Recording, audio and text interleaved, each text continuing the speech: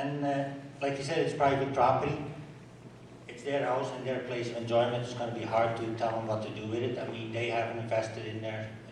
It's not cheap either, so they don't, and they want to move in when they want to. So you can't really rent it and then boot somebody out and then rent it. I don't think it's practical. Anyway, thank you.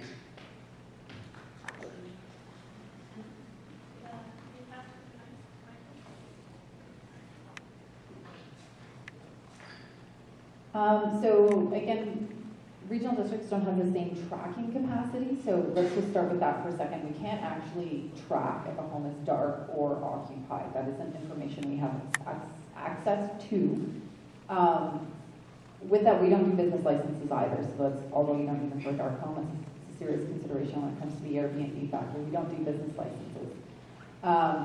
The other part is that Area D, from a rural perspective, you're dealing with a lot of actual recreational properties. Duncan Estates, not everybody is a recreational homeowner in Area D, but there are a lot of cottages out there.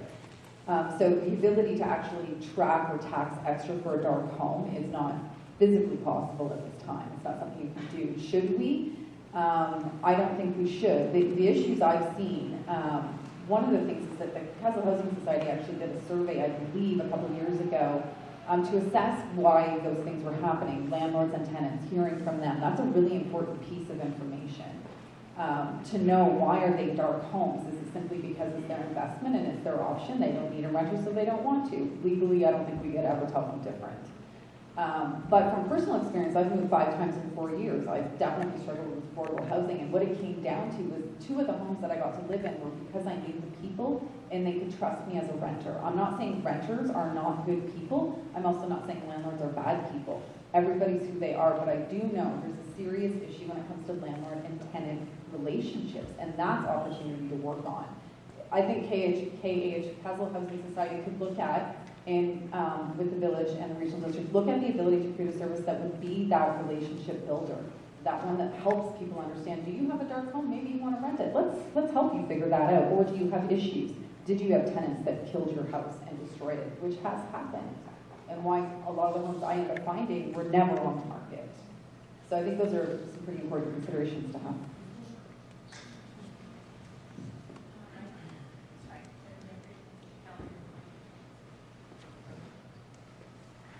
I think houses are looked at as something that are sanctimount, like your home is your castle, and that we can't regulate people.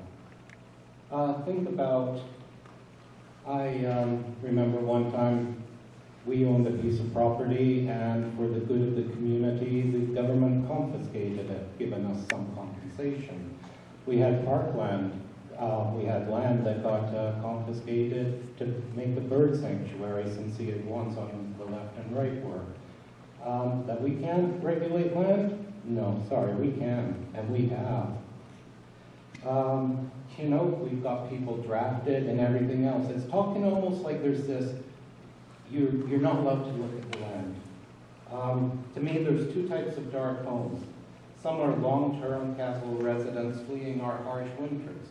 But they're residents. They leave their possessions here, they leave their private effects here, and their homes, and then they return to Kaslo in the spring. That is different to me than a dark home. They have a vested interest in the community. They support the community. They shop here. They volunteer here. On the other hand, some people who do not have a vested interest in this community buy homes here solely as short-term summer vacation properties.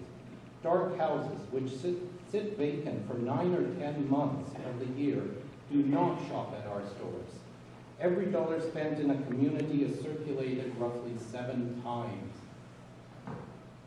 They do not participate in our community activities. They don't support community initiatives. They don't volunteer. And I would ask for a community vote on whether such houses should incur a long-term empty home tax, and for which purpose this tax should be used. Some of my suggestions would be, for the use of this tax, are that we could designate them as general village revenue. And you can read the rest on the website.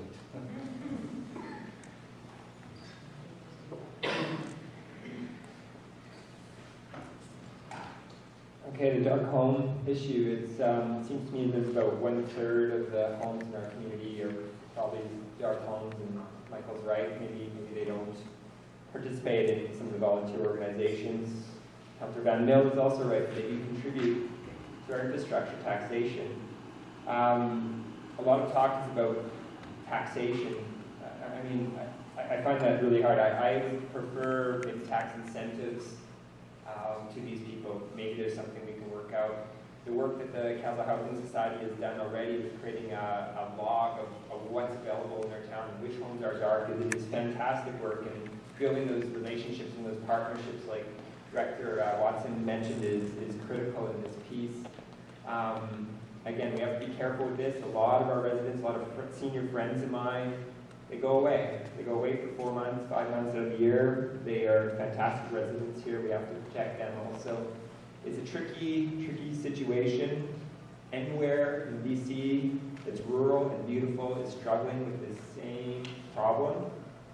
We have to work together to find a solution, and probably that networking and partnerships with these owners is one of the better ones. Thank you.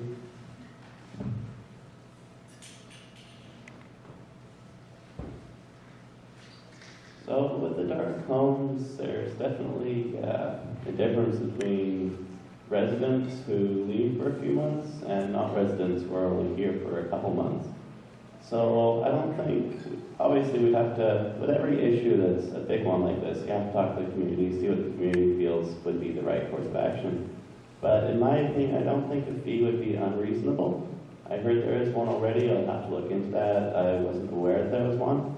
But if not, then a fee wouldn't be unreasonable, because that money, often when they come, that they bring their stuff with them, so they're often not buying it here. And then when they're living here, or when they're not living here, then they're not buying stuff here, they're not going to our restaurants, they're not volunteering with any of our organizations. But if there was a resident living there, then they would be doing all those things, hopefully at least. So with such a lack of housing, I don't think charging a fee would discourage them from having their house here. If it does, then we'd have one more house that a resident can live in. And if not, then we have a bit more revenue to offset the fact that residents aren't getting to live there. And maybe with that bit of extra revenue, we can work on more affordable housing. Thank you.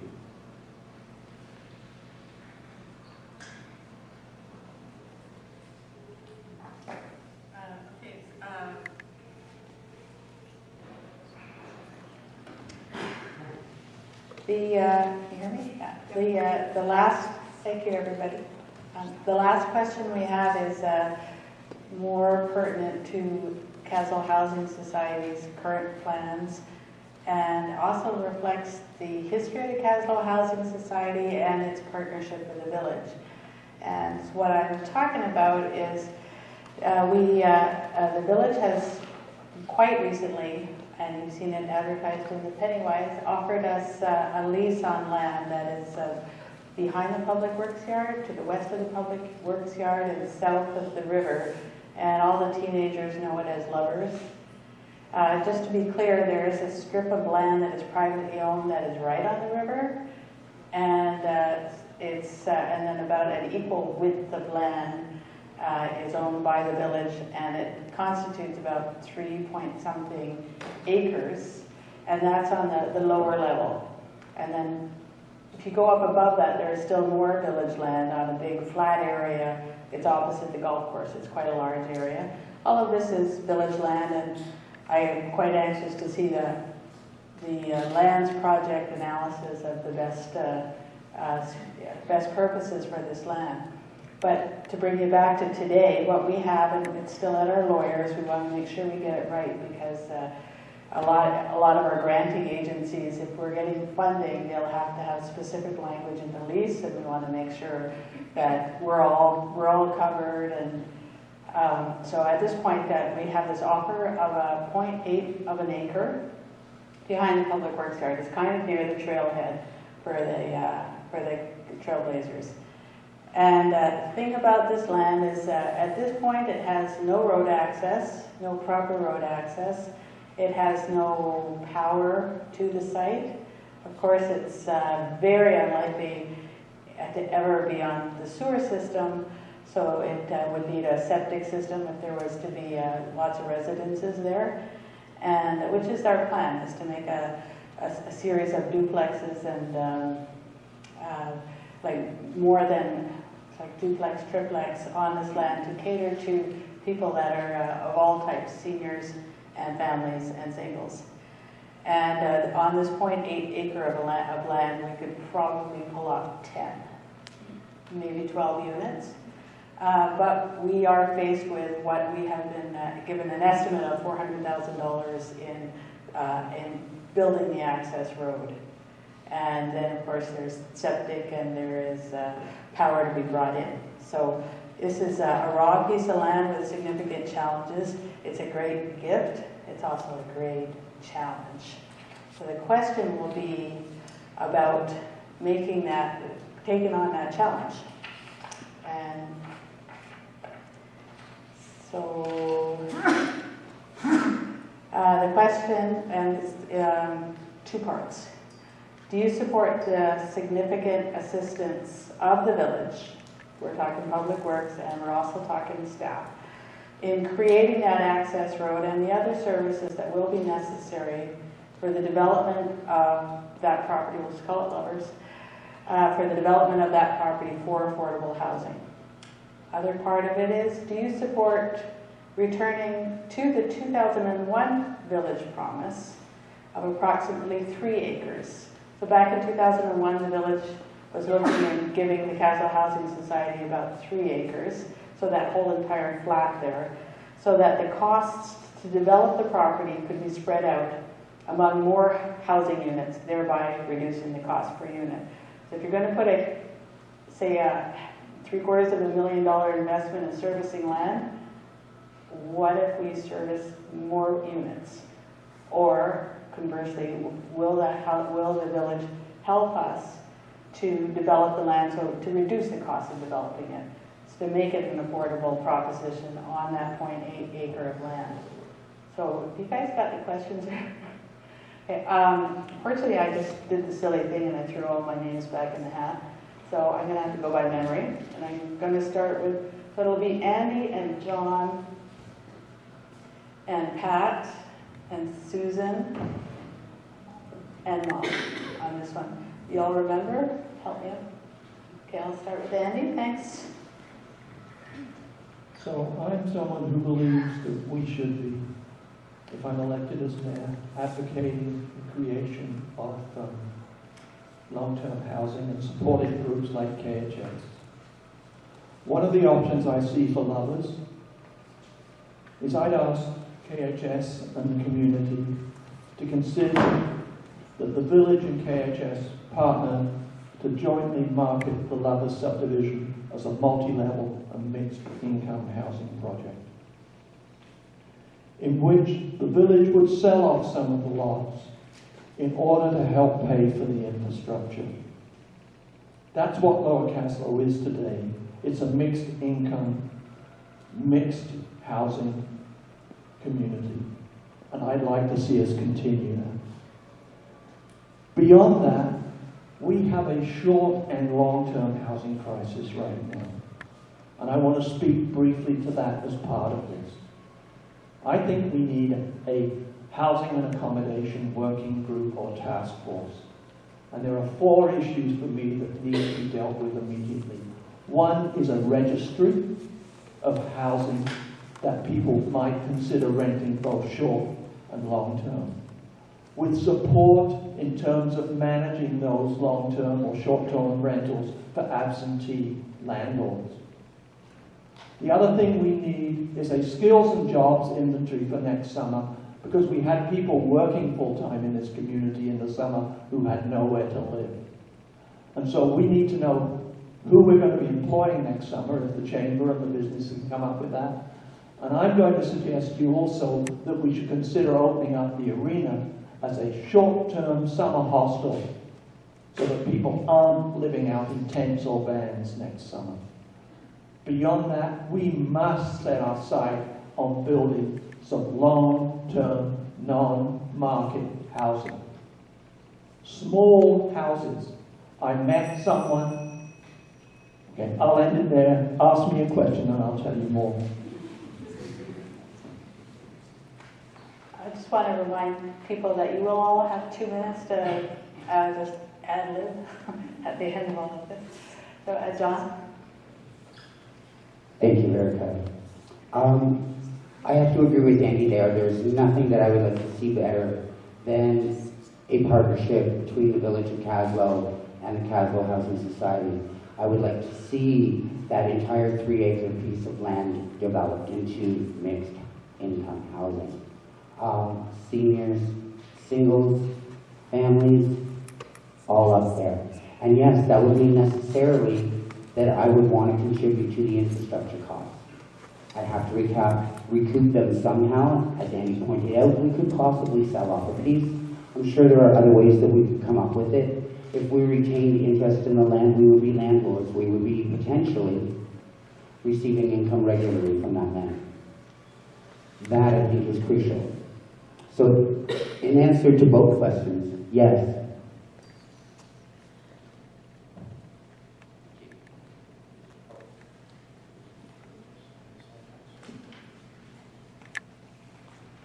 Great, thanks. Of all the questions asked, this is the easiest one for me to answer. You know, you want to develop some land by the river there, fine, no problem. You know, you got to build roads, water lines, run machinery, legal agreements. I've been there, done that. I'm on Abbey Manor, so I know, I'm quite familiar with the legal agreements that need to be in place between, you know, the boards and the societies and the BC Housing Society, corporation, et cetera, et cetera. You know, we got a capable crew. If I was mayor, I could work with the crew. I've got a plan to get an excavator for the village of Kaslo. Once you got an excavator, now you want to build a road? Great. You want some land to build 10 units? Fine. You want to build 30 units? Fine.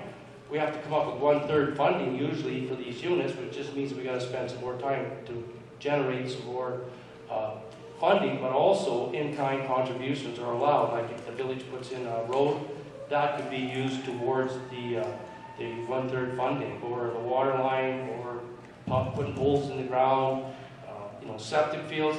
That's not a big deal. You know, it's easy to design a septic system and put it in the ground.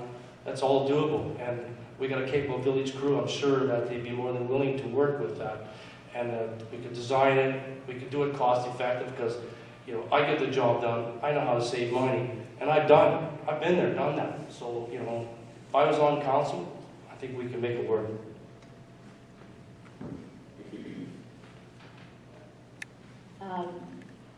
Some of the answers given already make it sound like it's really easy to do, but I don't think it's that easy. In the day that we live in now, with liability, I don't think that the village has the capacity or to either develop or provide the services for the property. The crew is very capable. We've got an excellent crew, but they're not in the road building business. We are not engineers. They would have to be engaged, and it would cost a lot of money, and that money is unfortunately going to be borne, the cost is going to be borne by each and every taxpayer in the municipality. So there are other ways that we could cover the cost. There are concerns, I'll tie the two questions together, there are concerns with it only being 0.8 of an acre, and that the servicing would be put in for just that portion. But there are things that are called latecomer agreements, where if the services were put in, there could be agreements in place that those who develop on the adjacent property will pay the originating property owner who put those services in, will reimburse them for that portion that they're using. So I think that is a very important factor in that. And as far as going back to the 3-acre parcel, at this point we've got a lease pending for the 0.8, and they've also been given a permissive tax exemption. The permissive tax exemption does not go with the society, it goes with the parcel of land. So if the agreement isn't signed for the 0.8, then it would not be until 2020 that the permissive tax exemption would take place if it was for a larger parcel. So that's something that the society would have to clearly consider. I've got 2 pages of notes on this one, so I'll have to be done. I do agree with Mayor Hewitt in that we have an excellent crew. They do have a lot to do in the village, so I do believe that they could contribute some in-kind donations and other expertise in helping the KHS. At this point, I would support the 3 acres, but I would support the 0.8 first, and eventually down the road, the rest of the land. I really believe that in making something work, that's why can it not work? And I think that the village could partner with the KHS and make it work, using the crew when we can, and finding other ways to try and fund the proposal.